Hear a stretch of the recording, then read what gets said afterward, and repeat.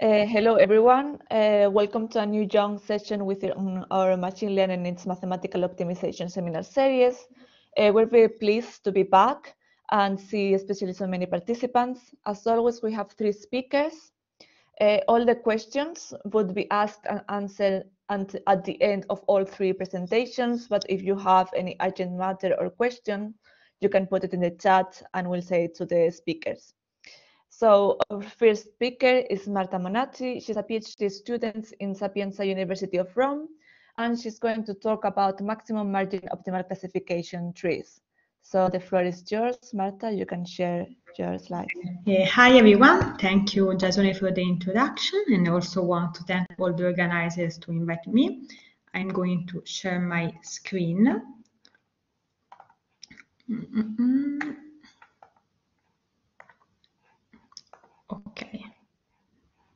Okay, can you see my screen?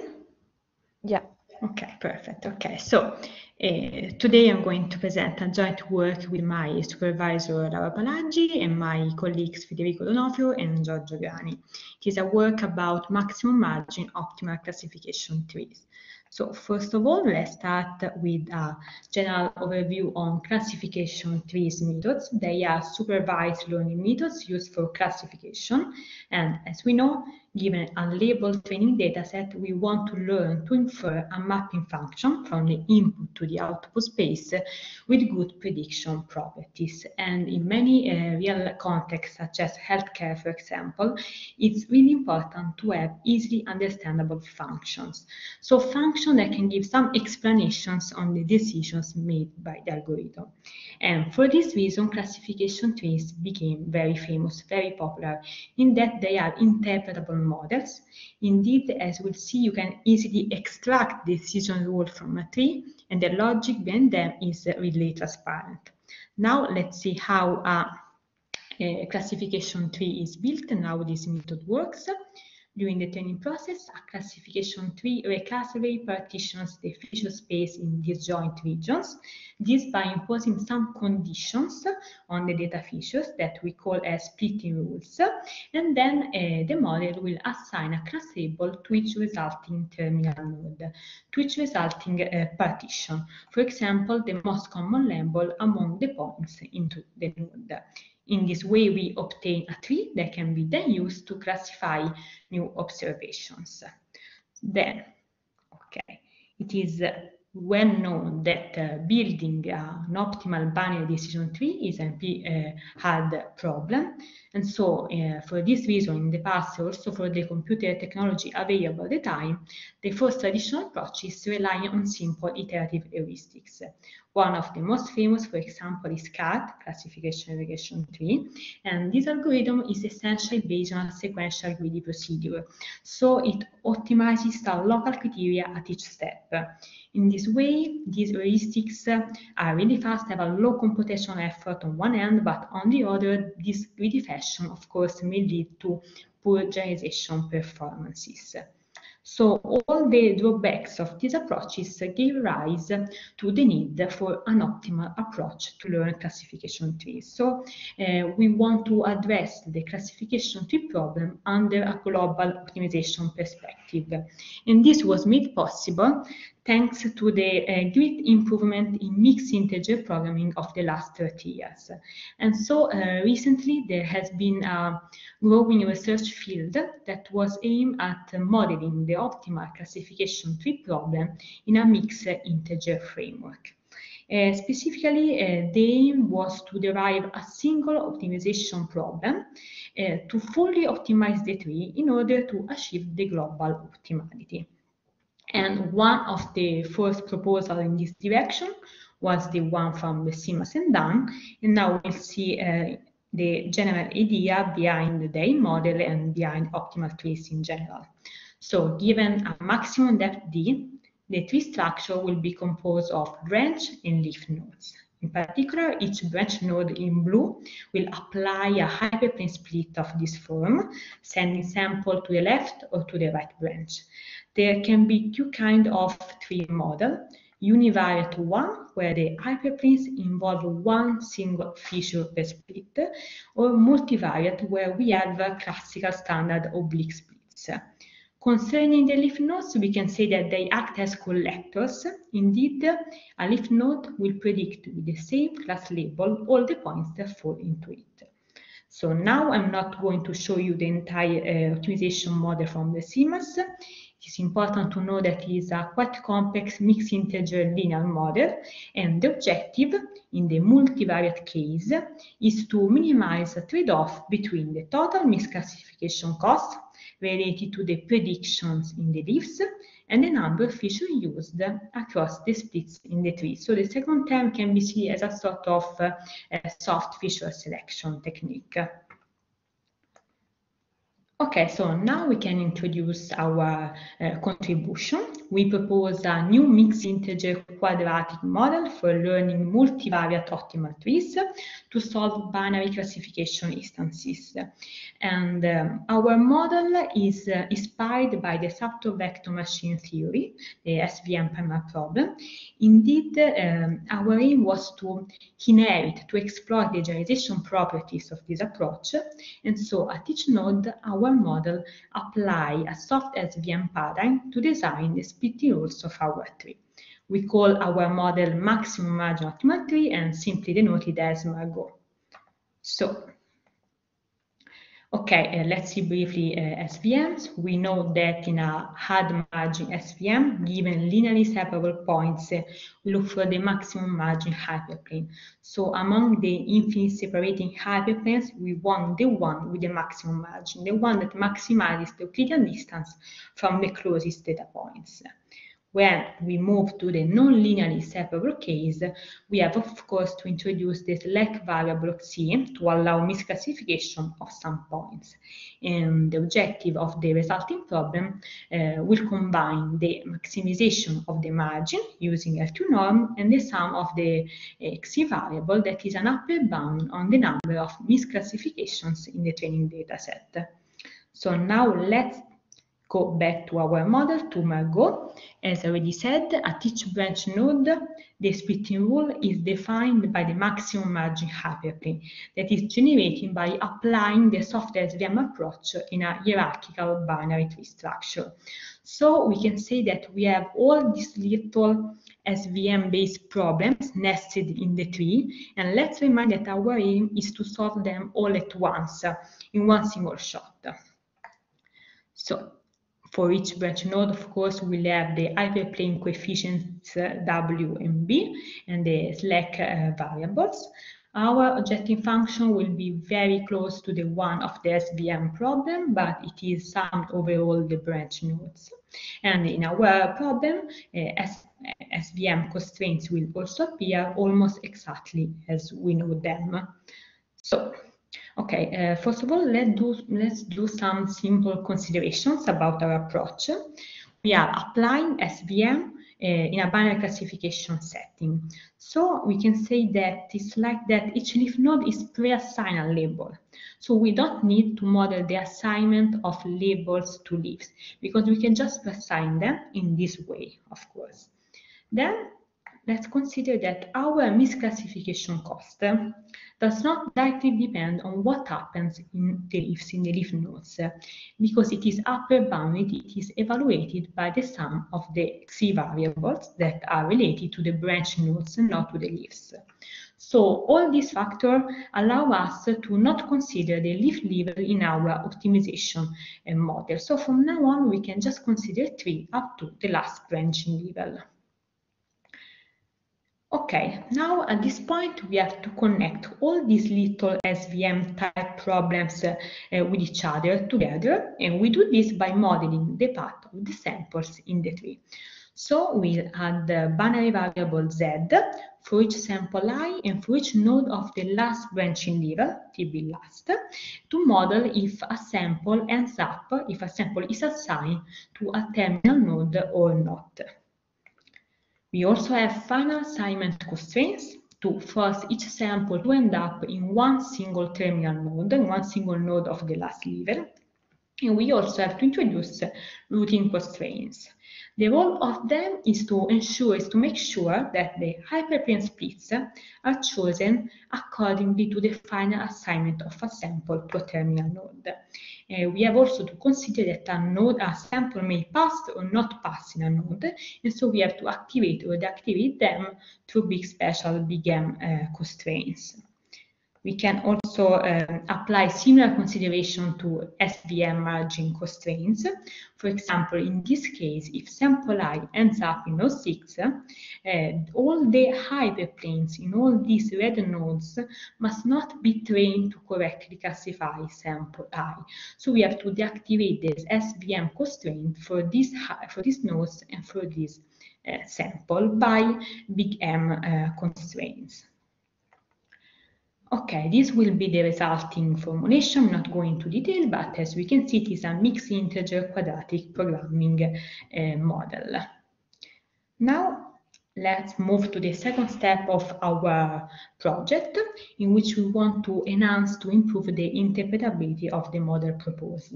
This because MARGOT trees wants to take full advantages of the maximum margin approach. And so they may lack of interpretability because they will tend to use almost all the features to produce good hyperplanes. So we propose two alternative versions of MARGOT where we induce local sparsity of the hyperplane. So we embed the local feature selection technique in the model to reduce the number of features used at each split of the tree. To do this, we have to add a binary variable S and the related constraints to model the selection or not of a feature. And we propose a hard feature selection version of MARGOT, where we add budget constraints. So each hyperplane is forced to select at most B feature, where B is a budget value, while in the soft feature selection version, we allow the violation of this constraint by adding a penalization term in the objective function. So we give more freedom to the model. Okay, now let's see the computational experience. We compare all the proposed models with OCTH, that is the one multivariate one proposed by Bersimas and Dan. And let's remind that it is a mixed integer linear problem. We used Python and as a mixed integer solver, Groby. Okay, let's start with the first set of results. First of all, we want to give you just a quick graphical understanding on how MARGOT behaves compared to OCTH. And so we generate two-dimensional synthetic datasets, the 4 and the 6 partitions. Let's start with the 4-partition dataset. We can see how, in this case, both the solutions are optimal, and MARGOT was really fast. It takes less than 1 second, and the solution produced from MARGOT seems to be a more reliable classifier than the one obtained with OCTH, thanks to the maximum margin approach. We can say similar considerations for the 6-partition dataset. Here, MARGOT reaches the optimal solution in 1 hour, while OCTH doesn't. And we can see also in this case how the classification tree produced by MARGOT is the one that most resembles the ground truth of the data. So let's move to a 4-class dataset from libsvm library. It is a highly nonlinearly separable dataset. And in this case, both the solutions are feasible, but they are quite good, reaching a quite perfect accuracy. And the interesting thing in this case is that both approaches decide to not split at every branch node. Indeed, with a maximum depth of 4, the tree may generate 15 possible hyperplane splits, but both the methods decide to create only 5 of these 15 planes. And the main difference is that MARGOT does it sort of automatically, while OCTH does it through the use of specific binary variable M constraints. So now let's move to the second set of results. We tested our model on 10 benchmark datasets from UC.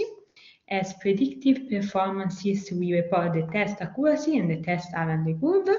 Concerning optimization criteria, we report the mixed integer gap and the computational time, and we also take into account interpretability through the number of features used. Here there is the main setting.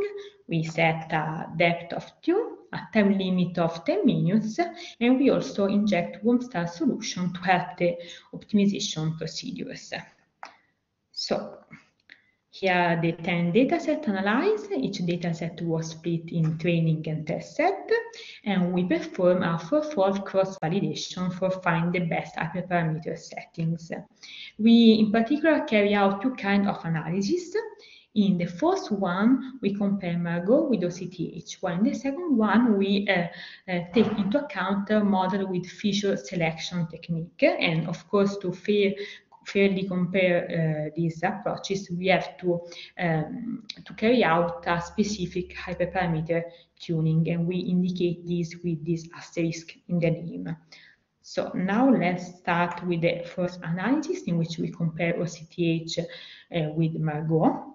We can see from this table how MARGOT outperforms OCTH on both the criteria. Indeed, it presents better out-of-sample accuracies for all the 10 datasets, and in most of the cases, MARGOT reaches the optimal solution in less than 1 minute, while OCTH reaches the time limit with high mixed integer gaps.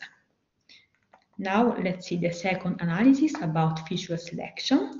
We can see how the prediction quality is comparable among the different methods, but maybe MARGOT soft feature selection version presents slightly better prediction performances as expected, because we give more freedom to the model in the selection feature. And concerning optimization criteria, we can see how both the feature selection version of MARGOT seems to be easier to solve than OCTH. Okay, we also report the number left, Marta. Yes, okay. We also report the number of features. We can see how MARGOT tends to use almost all the features available to produce good hyperplanes as expected. F is the full set of features, and F0, F1, F2 are the set of features used at each node, while both OCTH and MARGOT soft tends to use the selective feature just in the root node.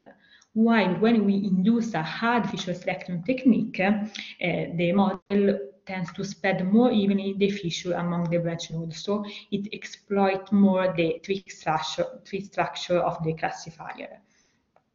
In conclusion, we can say that MARGOT presents good generalization capabilities thanks to the statistical properties of the SVM approach. Also, MARGOT reaches and certifies the optimal solution in most cases and with shorter running times compared to OCTH. Both MARGOT feature selection versions are effective in the selection of features, maintaining a good prediction quality, and are also easier to solve than OCTH. And for the future, we can sure try to provide a MARGOT version to solve regression tasks and also extend the MARGOT model to the multi-class case. And lastly, we can also try to define a ad hoc tailored algorithm to improve computational times on real-world instances. And that's all. Here there are the main references, and thank you for your attention. Thank you, Marta. That was a really interesting presentation. I really like that. So let's go to our next speaker. Our next speaker is Peng. He is a PhD student in the University of Vienna, and he's going to talk about conic formulations of QPCCs applied to truly sparse QPs. So all yours, you can share your screen.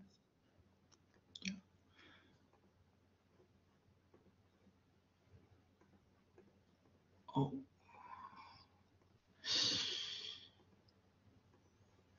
Sorry. Okay. It seems like I cannot share my. Okay, share whole screen. Okay, right now can everybody see my? Yeah, we can see that. Okay, thank you. Okay, thank you for your introduction and thank you for invitation. Okay, today I'm going to talk about Conic reformulation of QPCCs. Here, QPCC stands for quadratic programming with complementarity constraints. and we would apply our theorem to truly sparse QPs. Okay, at first, I will briefly introduce the definition of sparsity and some motivations behind it. And in the next part, I would like to share with you the so-called cooperative relaxation techniques for QPCCs, and in the end, some numerical results will be reported.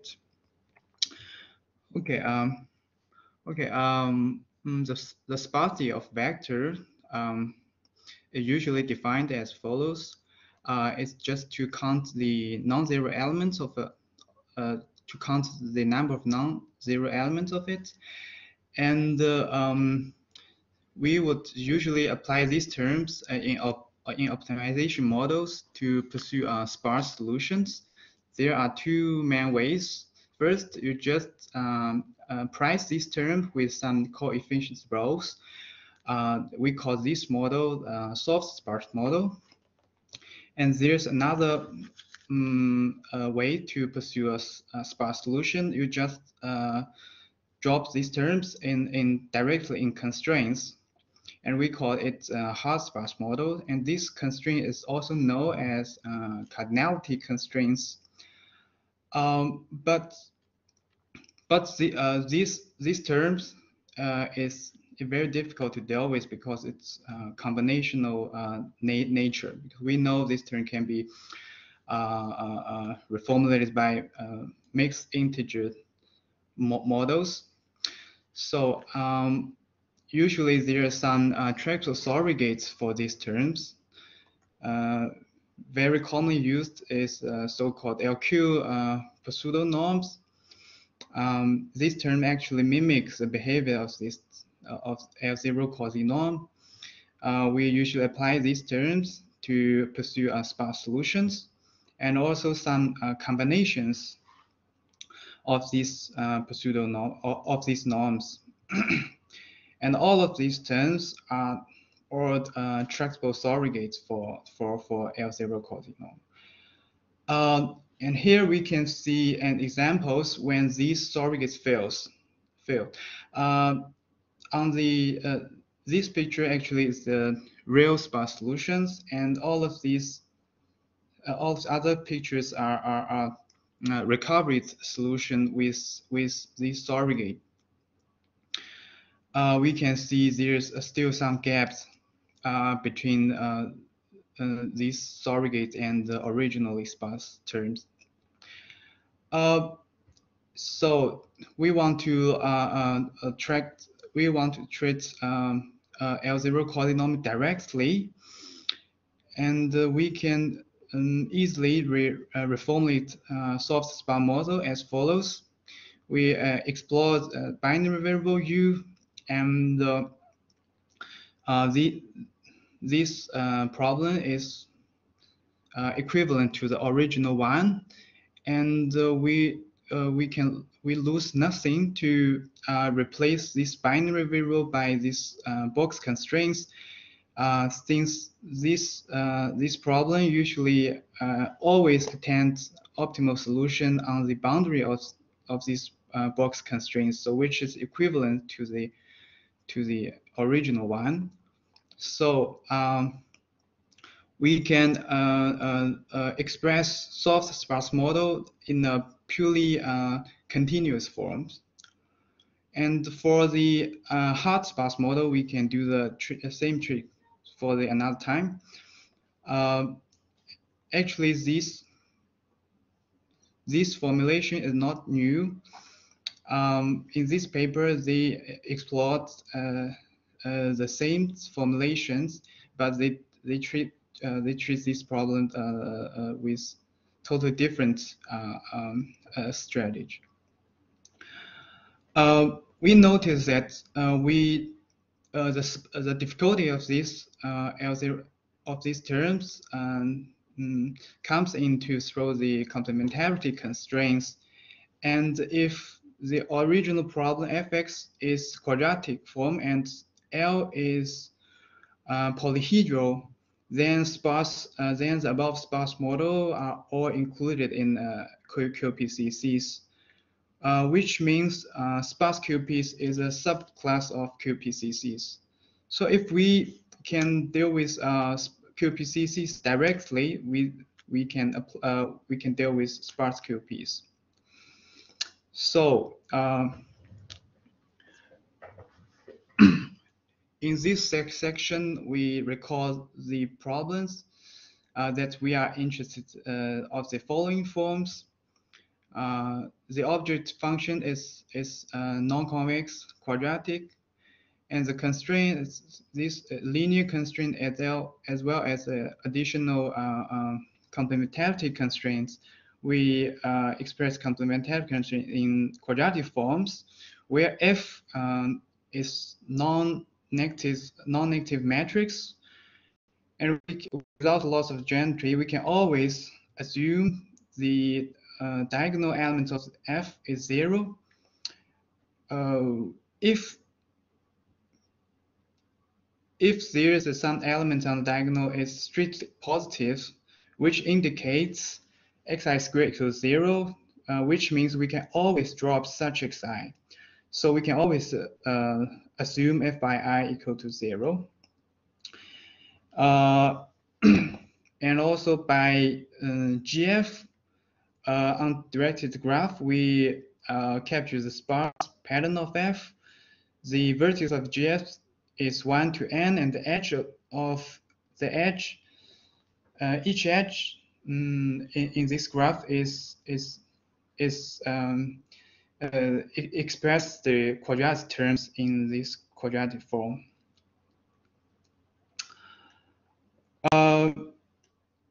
Okay.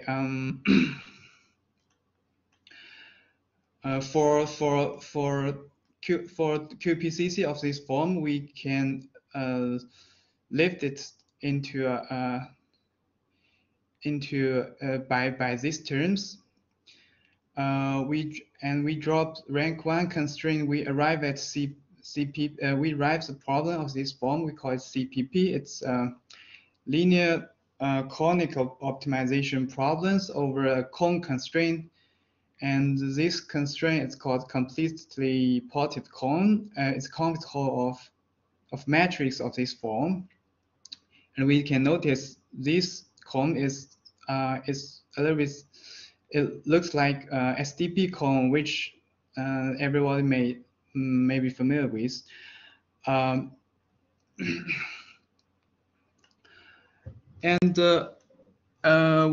it's clear to see that CPP is a relaxation of QPCCs, but we are more interested in the case when CPP is equivalent to QPCCs.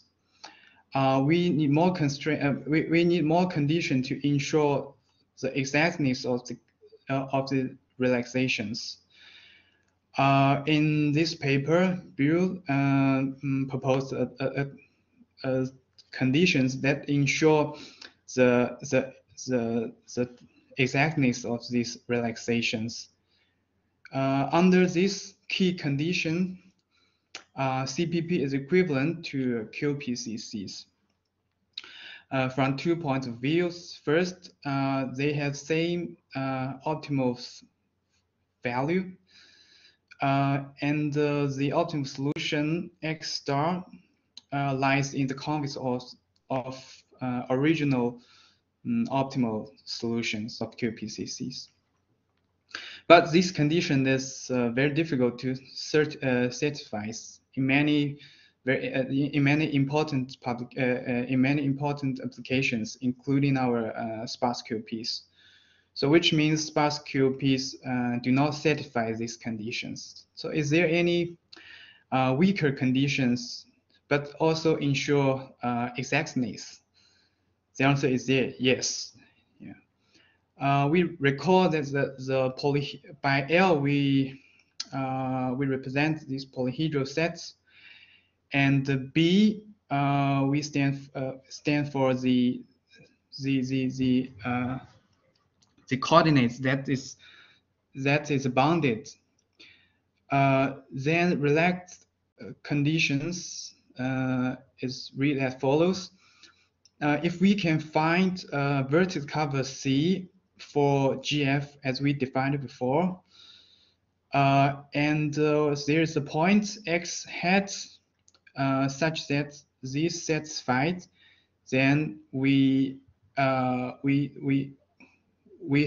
the CPP is equivalent to QPCCs, and this condition is strictly relaxed than Buer's.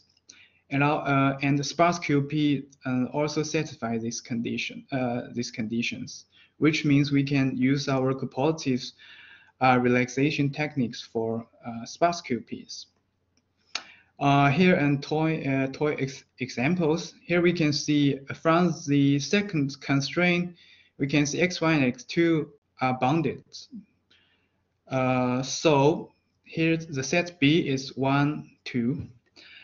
And Y is also a vertex cover of graph F, because we can so we can choose C equal to 1, the set of 1, and the C is a subset of B, and here is also a feasible set X hat such that for the first coordinates, it's equal to 0, which means this system satisfy our relaxed conditions. So we, but do not satisfy Buer's, because Buer's needs xy, x2, x3 all bounded. Here are some technical details. If there exists such Y, we can reduce CPP from n+1 dimensional problem to n-dimensional problem, and in that form, we are easily to write. We can easily write the Lagrangian dual of the following form, and this is the linear objective over LMI. So here's the COP. We denote the cooperative cone. This is the cone of matrix, which takes non-negative, which quadratic form, which quadratic takes non-negative value over non-negative awesome. We also give conditions to ensure a strong duality of this dual pair, conic dual pair. If Q is strictly L infinity cooperative, here L infinity we denote by this note we denote the recession cone of L. If Q is strictly L infinity cooperative, which means this dual problem is this dual problem is strictly feasible. Then we can apply Slater theorems, and so we have strong duality, and the primal problem is attainable. Okay. We rewrite the dual problem of this form. We can see this is it's very easy optimization problem, except for the constraints. The object function is linear. The only difficulty comes is in this LMI. We propose a direct search method for this problem. We do coordinate descents, and in the process of that, we check feasibility all the time. 2 minutes, okay? Okay. And we also we adopt the cooperative checks from this paper to ensure feasibility of these problems. Yeah, here are some numerical results. We apply our method on these online data sets. As you can see, our due bound is very tight. Also, the original, the optimal value of these problems are all zero. So our due bound is very tight. We also apply our method to sparse regression problems, and all of these problems we generate randomly with no solution and zero optimal values. And as you can see, the due bound is very tight. Here are reference. Okay, thank you for your attention. Thank you. Thank you so much.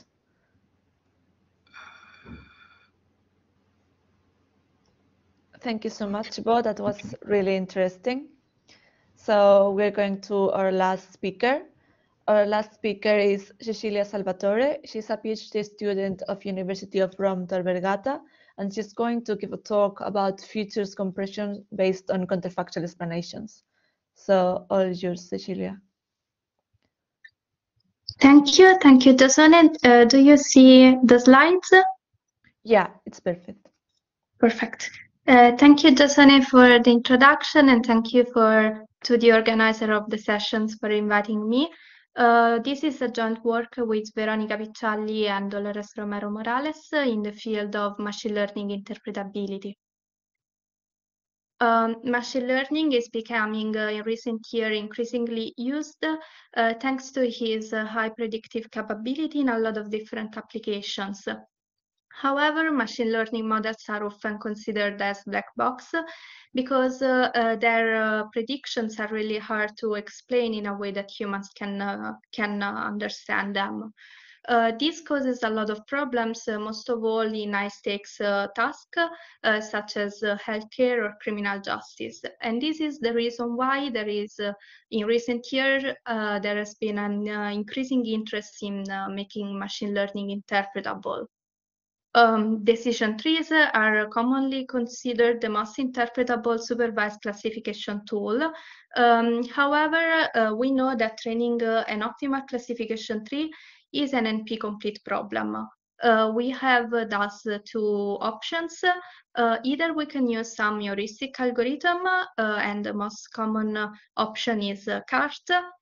However, CART does not work very well because generally it does not achieve a high level of accuracy. It is very prone to overfitting and is not robust. So the tree that we'll obtain is not a stable tree. A solution is to use an optimal training algorithm. There has been a lot of effort in this direction. The first work was proposed by Bersimas and Dan in 2017. However, this procedure is computationally very expensive, and so it is not a valuable option for big data sets. So the objective of this work is to build a decision tree that is robust, is compact, and that does not overfit. So we want to keep in mind both the interpretability of the model, but also their performance. And as another result, we will be able to compress the dataset with attainable granularity. The thing that we will leverage for this objective will be a pre-trained black box model and a local explainability technique, the counterfactual explanations. So we assume we have in input a target system T that implements a binary classification algorithm. And the objective of this work is to build a surrogate system for the target T that mimics the characteristic of T, but that is interpretable and compact. So basically, we want us to implement a decision tree. For T, we don't make any particular assumption. We only require that we can compute the counterfactual explanations for instances on T. In this presentation, we will restrict to binary classification task. However, this procedure can also be applied to multi-class problems. Let's first analyze what is counterfactual explanation. We told that this is a local interpretability technique. This means that the counterfactual explanation depends on an initial point x0, and basically the counterfactual is a minimum perturbation of point x0 that allow us to change the classification outcome. The reason why counterfactual explanations are becoming a standard in explaining algorithmic decisions is because they comply to the right explanation, which is a principle introduced by the European Union's GDPR. According to this principle, a person which is negatively affected by a decision made by an automatic algorithm has the right to ask for an explanation for the decision that was made. Let's see an example. We consider a bank that uses a machine learning algorithm to decide whether to grant loan to a client. If an individual does not achieve the loan, he can ask for a reason why his loan request has been denied. So the bank has to provide that person a feedback on how to change his features in order to receive the loan. It has been pointed out that counterfactuals allow to increase the interpretability and to detect biases in models. In fact, let's assume we are a woman that does not achieve the loan. If the counterfactual tells us that if the woman was a man, she would have achieved the loan, then we know that the model we are using is highly biased towards the gender feature. Another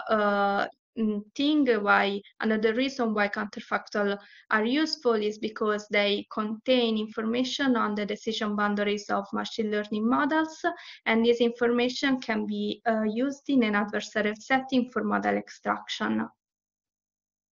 Let's see a procedure to compute an optimal counterfactual explanation. We assume we have a score-based classifier.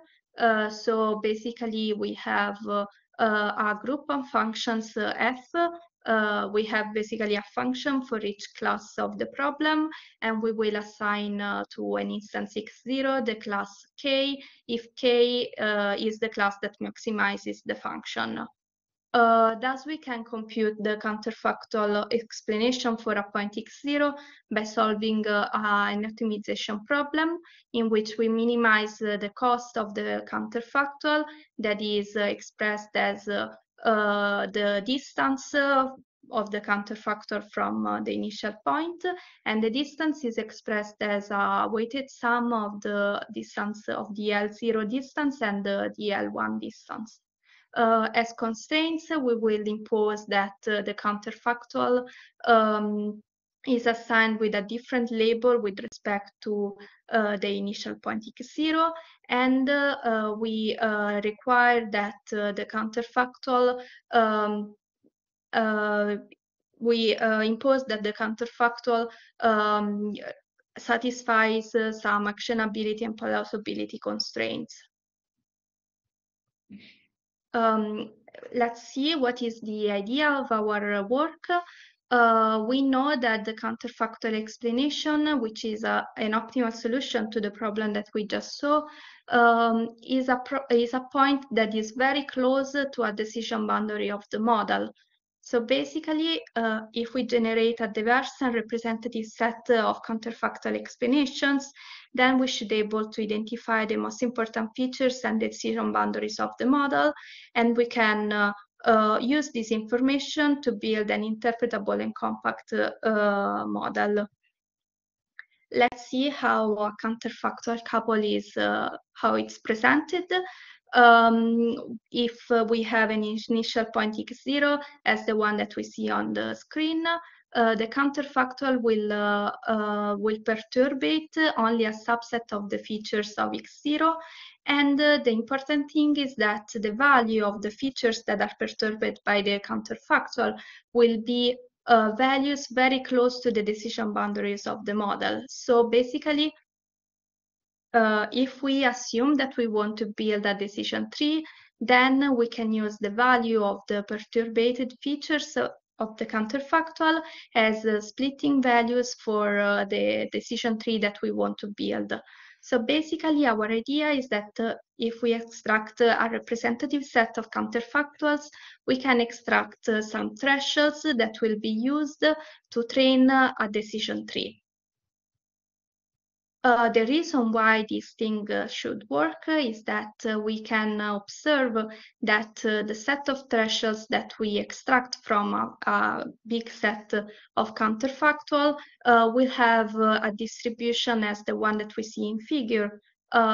So we have some features like some thresholds, like for example 0.05 that appears very often, and some other thresholds that appear very rarely, such as 0.17. So basically, if we look for thresholds that appear very often, this value should be very important to discriminate between points of one class and the other class. What we said is that we want to train a decision tree that only applies splits using the thresholds that we computed from the counterfactual couples. And so basically we can translate this requirement into a discretization procedure for our dataset. So if we have a feature F for which we computed the three thresholds, 0.2, 0.5, and 0.65, for example, we can discretize our dataset. So if point will have a value below 0.2, we will discretize it with value 0. If the value of the initial point is between 0.2 and 0.5, we will discretize it to 1/3, and etc. If for a threshold we don't have any threshold, if for a feature we don't have any threshold, then we will assume that that feature is not useful for the classification task and we can just drop it. Let's see how this procedure works. So basically we have in input a target model and a training set, which is a binary training set. We will select from D a set of points M, which is close to the decision boundaries of T. So this means that these points are classified with a low probability by T. We will compute the counterfactual for all points in M, and we will extract the set of thresholds from these counterfactuals. We will count how many times each threshold appears, and then we will select from the set of thresholds only the thresholds that appear more often. We quantify the frequency of the thresholds by using a value Q, which is expressed as a quantile value. Then we will discretize our dataset and we will train a decision tree on the dataset that we discretized. An important aspect of this procedure is that the discretization is effectiveness if it is able to compress our dataset with a low number of duplicates. So we can evaluate both the compression rate of our discretization, that means how many points collapse into the same discretization, and the number of duplicates of our discretization. Because if we have, for example, 10 points that follow all into the same discretization, if all these 10 points are assigned with label 0, then the discretization is perfect for that set of points. But if, for example, 9 points are classified with label 0 and 1 with label 1, then we have an irreducible error because all of these points will appear to be the same for our decision tree. We analyzed the results that we obtained on 3 datasets: Boston, which is a small dataset with few features; Magic, which is a big set also with few features; and Particle, which is a large dataset with a lot of features. we train for a random forest algorithm, and we use that as target model because in all these datasets, random forests achieve good performance. And then we will use our procedure to train a small decision tree on the discretization that we obtained, and we compare the results that we obtained with the results obtained by a decision tree, which is as small as the initial decision tree that we are training with our discretization, but that is trained on the initial dataset. Let's analyze the results on Boston. In this case, we decide to train a very small decision tree with CART algorithm with maximal depth 3. And we can see in the first plot of the accuracy that we can reach a much higher accuracy with respect to the baseline. In these plots, on the x-axis, we have the quantile values. So basically, with a quantile value of 0.9, we are able of improving the baseline model of about the 8%. At the same time, we are able of compressing the dataset with a factor rate that is above 90%. So we will compress the dataset into a very small dataset with a quite a low value of duplicates, and we are also able to reduce the number of features that we use, because the initial CART model used 6 features and we will only need 3 features. So this tree that we can train is much more stable, much more robust, and it also achieves best performance with respect to the initial model. 2 minutes. If we look the results on MAGIC, also in this case, we can see that with a quantile value of 0.7, we are able of outperforming the baseline model. In this case, of course, we cannot use a high level of Q as in the first one, but also with a value of 0.7, we are able of compressing the dataset with a compression rate of 40%, and we keep a very low value of duplicates, and we use a feature less with respect to the baseline model. And finally, on particle, we can see that in this case, we are never able of outperforming the baseline model, but the interesting thing is that if we use a quantile value of 0.99, then we are able of achieving a compression rate that is very close to 1, because basically from 60,000 points, we restrict our dataset to only 16 points, and this dataset will be composed by just 3 binary features. And by using a small dataset as that one, we are able of achieving almost the same performance as the baseline. So in this case, we cannot outperform the baseline model, but we can really increase the interpretability of our model. In conclusion, we have proved that counterfactual explanations have a great importance for identifying the important decision boundaries of a black box model. In this way, we can train a procedure that is able of identify the most important features of the model in a hierarchic way. And we also managed to compress the dataset with a tunable granularity. So we can choose a low value of Q to compress the dataset by losing almost no information, or we can use a high value of Q to compress the dataset to just the most important features, and we will only obtain probably binary features. And in this way, we can train a small, compact, and robust decision tree that does not overfit and that is very interpretable. So here are some references. Thank you so much for the attention. Thank you. Thank you so much. Yeah, thank you for the great presentation. We now open up for any questions that might be from the audience. So if you have a question, please raise your hand or write in the chat, and we'll give you permission to use your microphone.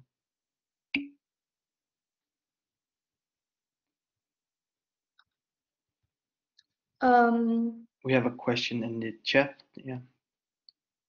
For the deep learning setting, this procedure can be used.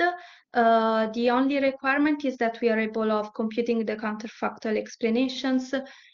This means that in a deep learning setting, probably it will be very hard to compute an optimal counterfactual explanation, and this is the reason why we didn't use this procedure for the deep learning setting, but this actually can be applied also in that case. Thank you. Any other questions?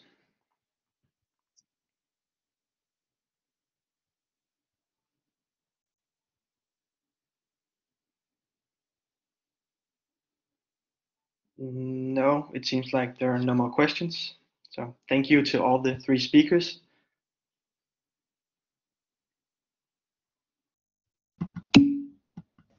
Thank you.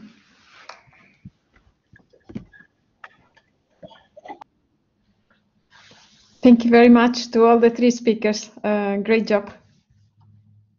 Thank you, Dolores, for having us today.